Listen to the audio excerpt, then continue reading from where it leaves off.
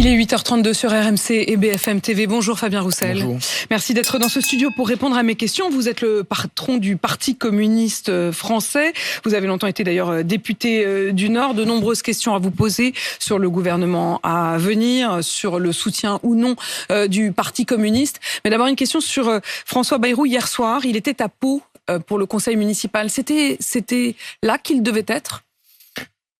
Il y a une situation à Mayotte qui est extrêmement grave, terrible. Et je pense que je me demande s'il mesure vraiment la situation, la gravité de la situation. J'ai pris l'initiative ce matin d'interpeller directement le président de la République. Je l'ai appelé et je lui demande, je l'exhorte à mettre en place rapidement les mesures d'urgence, d'hébergement, des centaines de milliers de Mahorais qui sont aujourd'hui dans le dénuement le plus complet depuis 4 jours.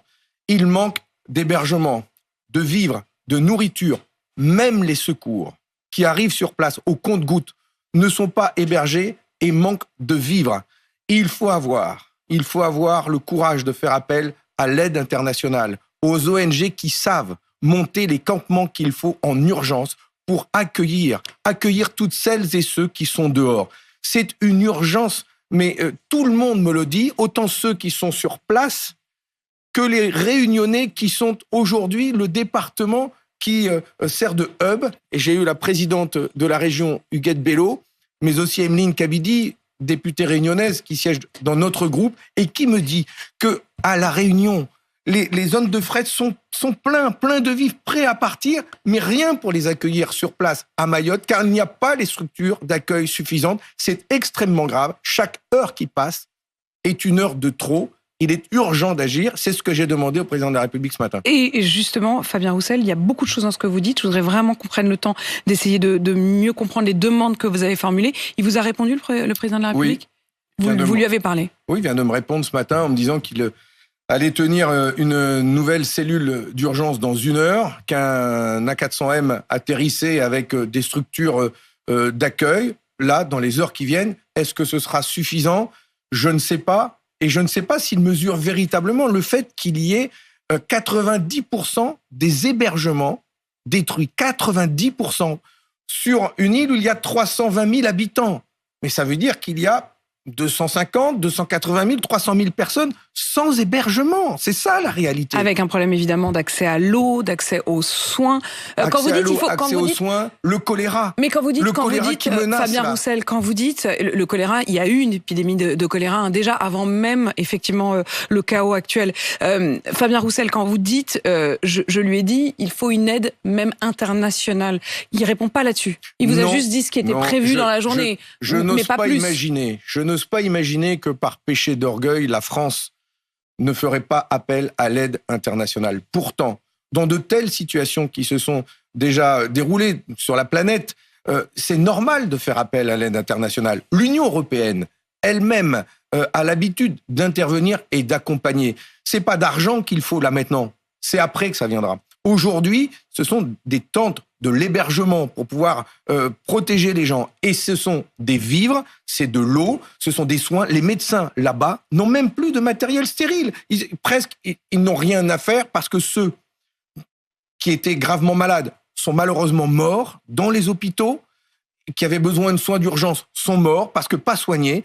Et aujourd'hui, ceux qui ont besoin de soins ne peuvent pas être soignés parce que les médecins n'ont pas les matériels qu'il faut. Et je me permets de préciser, Fabien Roussel, que vous avez un lien familial avec Mayotte. Vous l'aviez d'ailleurs dit ici même. Vous avez donc des liens avec ceux qui sont sur place, que vous avez au téléphone. Il est très difficile de réussir à joindre les populations, mais à nouveau, on commence à le faire. Vous avez des nouvelles des uns et des autres. Vous avez réussi à avoir tout le monde au téléphone. Et pas de morts, mais des dégâts très importants parmi mon ex-belle-famille. Mais les mots qui tournent, ce qu'ils me disent, ce que l'on entend le plus, c'est « Où sont les gens ?» Où sont les gens ? Parce que on dit que cette île est surpeuplée, ils ne sont pas là. Où sont les gens ? Ils sont sous les amas de tôle, ils sont sous les manguiers qui sont tombés. Certains se sont réfugiés dans la forêt parce qu'il y a beaucoup d'enjoinés, notamment peur d'être attrapés par la police dans la forêt, peut-être abattus sous les armes. Enfin, vous imaginez, le mot c'est où sont les gens ? C'est bien pour ça qu'il y a besoin aujourd'hui de centaines et de centaines de secours pour aller dans chaque village, dans chaque rue, pour aller relever ces tôles, pour secourir, faire en sorte que les gens, ça fait 4 jours, il doit y avoir des centaines de morts, ils ont besoin d'être recensés, enterrés, protégés. On n'en est pas là. On prend du retard. Chaque heure qui passe, c'est du retard supplémentaire. C'est extrêmement grave. Fabien Roussel, le ministre de l'Intérieur démissionnaire, est sur place. Monsieur Retailleau, le président de la République a annoncé qu'il irait sur place dans les prochains jours. Est-ce que de ce point de vue-là, il vous a semblé concerné suffisamment ? Il a annoncé qu'il y aurait également un deuil national ? Oui, mais c'est bien, aller sur place, un deuil national, c'est le minimum. Se rendre sur place de la part de M. Retailleau, accompagné de parlementaires mahorais qui étaient là, avec qui j'ai discuté aussi, il fallait le faire. Ma crainte, ce que je ressens, c'est que par orgueil, nous ne fassions pas appel à des ONG, on va gérer ça tout seul, à des structures qui ont l'habitude de ce type de catastrophe et qui auraient pu déjà monter les structures, les tentes pour pouvoir héberger, apporter les premiers soins, ce qui n'est pas le cas. On veut gérer tout seul, comme si nous étions capables. Il faut avoir l'humilité de se dire que face à une telle catastrophe que nous ne connaissons pas, et sur une île qui est la plus pauvre de France, qui est aujourd'hui aidée par le département de la Réunion, qui est aussi un département très pauvre. Enfin, bien sûr qu'on a besoin de l'aide d'autres pays. L'Inde, qui est à côté. La Chine, qui intervient beaucoup d'ailleurs, notamment aux Comores, où elle a construit un hôpital très moderne sur l'île d'à côté. Et donc, ils peuvent envoyer rapidement des avions, maintenant que l'aéroport fonctionne. Si tant est qu'on leur fasse appel. Mais si tant est qu'on leur fasse appel. Et il ne faut pas avoir de honte à le faire, parce que ce sont des vies humaines, ce sont des êtres humains qui ont besoin d'être secourus le plus rapidement possible. Fabien Roussel, je vous ai évidemment écouté dire tout cela. Je n'oublie pas que la première question que je vous avais posée, c'était de savoir si la présence de François Bayrou hier soir devait être... Il aurait dû être là-bas. Il aurait pas dû partir à Pau comme ça. Il devrait être à Mayotte aujourd'hui. Vous estimez qu'il devrait y être sans une seconde d'hésitation? Mais bien sûr. Enfin, un département qui aurait été fauché de la même manière en Hexagone, tout le gouvernement Israël, le Premier ministre, le Président de la République, ne donnons pas à voir à Mayotte la même situation qui s'est produite à Valence, en Espagne, où les autorités ont tellement tardé à aller. Je suis content que le ministre de l'Intérieur y soit allé et que les ministres maintenant s'y rendent, mais quand même, pour le Premier ministre, et c'eût été justement un acte fort qu'à peine nommé, il se rende sur cette île. On dit toujours que nous sommes fiers de nos outre-mer et ça nous confère d'être la deuxième puissance maritime au monde, mais on ne peut pas être fier grâce à sa deuxième puissance maritime au monde et quand il y a un tel drame, ne pas être à leur côté et porter tous les secours dont ils ont besoin. Alors, à côté, évidemment, des mots très forts que vous venez de prononcer, notamment les mots que vos proches vous ont dit par téléphone avec cette question que vous nous dites, où sont les gens? Le reste va vous paraître un peu dérisoire, mais tout de même, il faut poser la question. Est-ce que François Bayrou, qui relance dans ce contexte-là, justement, la question du cumul ou du non-cumul des mandats, est-ce que c'est devait être ça la priorité? Non, je suis désolé, Madame de Malherbe, je suis désolé, je veux pas répondre à ça. C'est pas moi qui ai créé le timing, justement. C'est François Bayrou qui, partant là-bas, une de ses premières déclarations, c'est de dire, vous estimez que c'est indécent de sa part de relancer ce débat-là, maintenant? C'est indécent.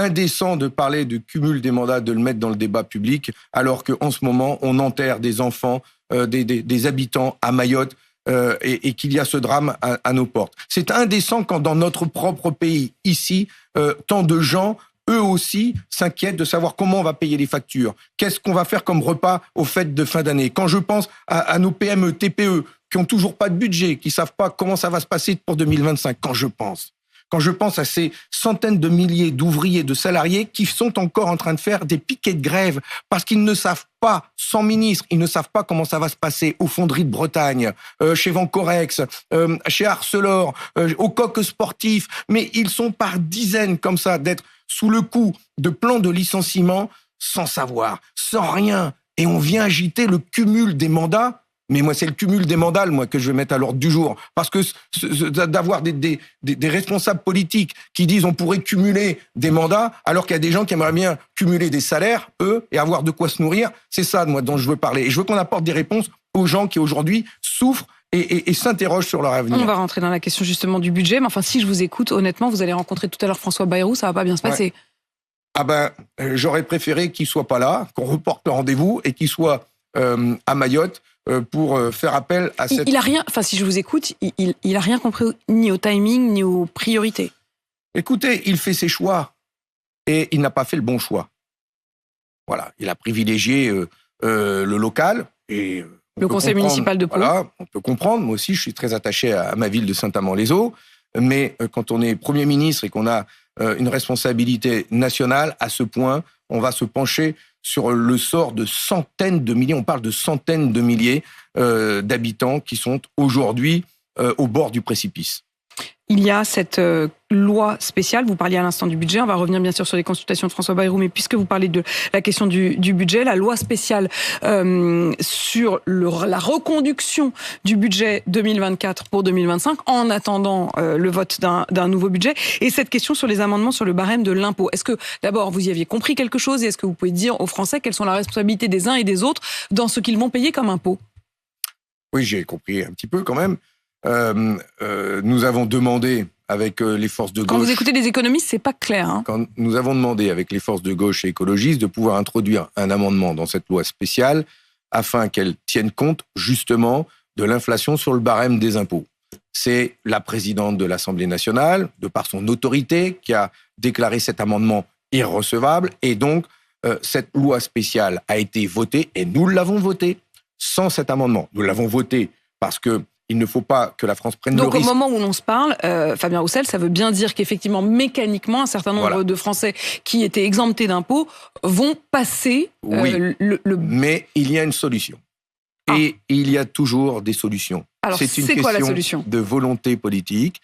Et la solution, c'est que dès les premiers jours de janvier, et nous pouvons y travailler maintenant, les parlementaires ont fait cette proposition-là, c'est de mettre en place, avant le projet de loi de finances, le budget, lui, va prendre du temps à être reconstruit, mais sans attendre, nous pouvons mettre à l'ordre du jour, dès le 10-15 janvier, une loi portant diverses dispositions fiscales.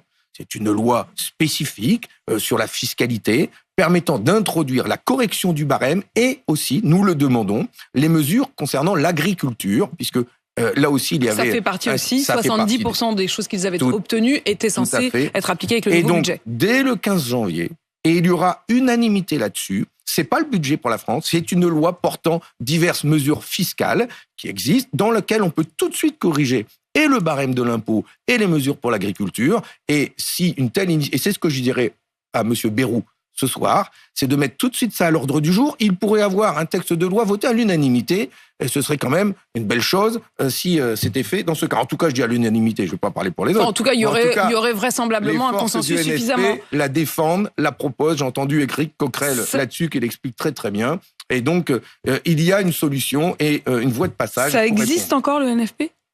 Je viens de vous en parler. Oui, justement, c'est pour ça que je suis surprise.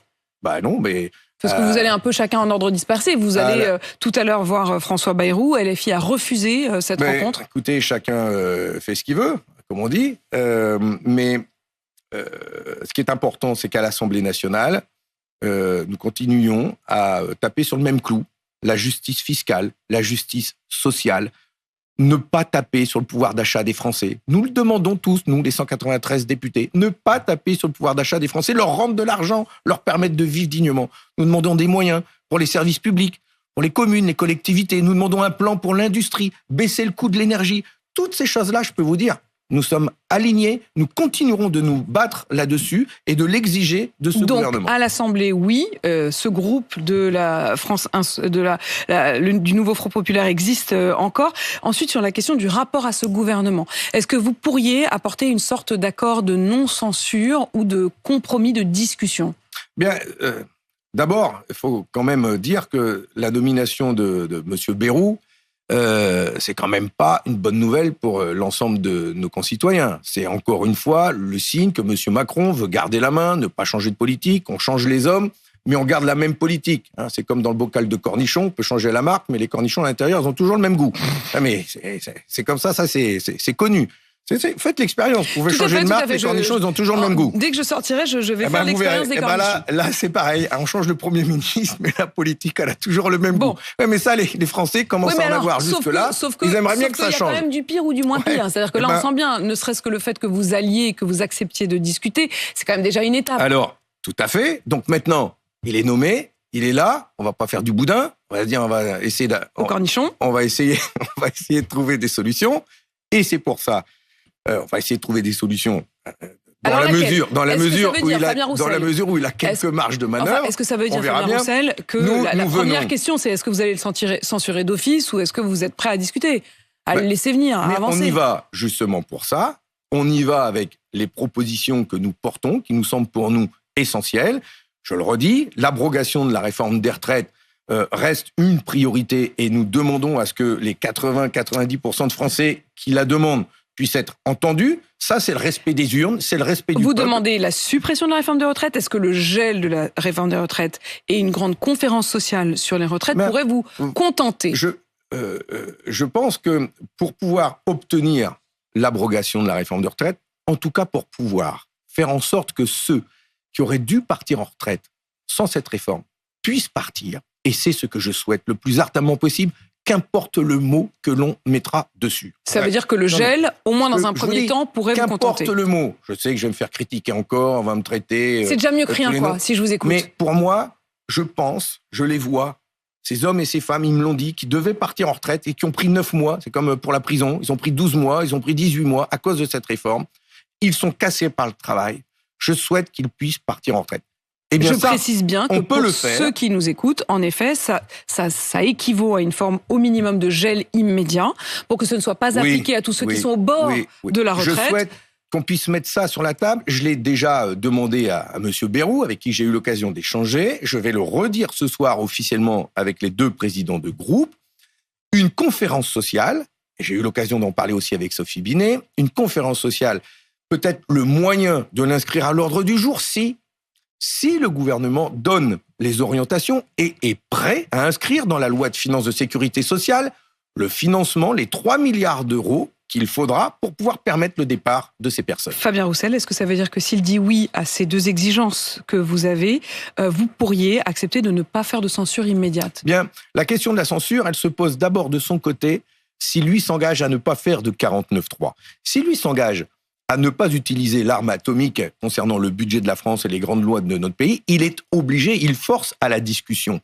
Et c'est en faisant cela que nous construirons des majorités et des oppositions. D'ailleurs, ça n'empêche pas les clivages politiques. Nous pourrions voter contre les textes qui sont toxiques, mauvais, soutenir ou nous abstenir sur d'autres textes, mais en tout cas, c'est comme cela que l'on pourrait avancer en respectant le Parlement, en respectant tous les groupes du Parlement, en respectant la voix des Français. Pas de 49.3, pas de motion de censure. Pas de 49.3, pas de motion de censure. Emmanuel Macron qui s'est engagé également à ne pas à nouveau dissoudre dans les mois qui viennent l'Assemblée nationale. Est-ce que vous faites partie de ceux qui, comme LFI, demandent à ce qu'Emmanuel Macron parte, à ce qu'il y ait une destitution du président?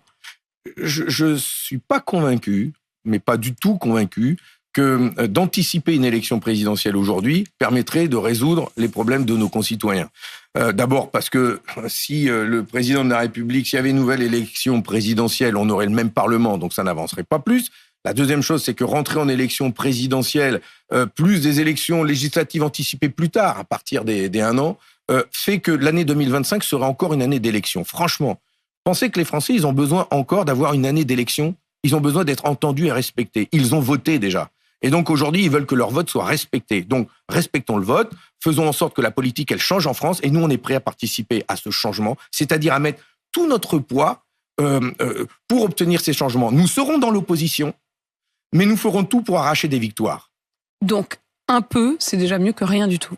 Ah, mais tout ce que l'on pourra obtenir pour les gens, pour les ouvriers, pour les usines, pour l'énergie, pour baisser les factures, pour les salaires, pour les retraites, nous prendrons et nous nous battrons pour. Est-ce qu'on peut parler d'une opposition constructive? Nous avons toujours été une opposition constructive. Nous avons passé plus de temps dans l'opposition qu'au gouvernement. Quand nous sommes au gouvernement, on sait faire. Et quand on n'y est pas, eh bien, je dis souvent, on n'est pas une force d'opposition, On est une force de proposition. Et on proposera beaucoup. Et après, c'est le rapport de force qui tranchera. Merci Fabien Roussel d'avoir répondu à mes questions ce matin.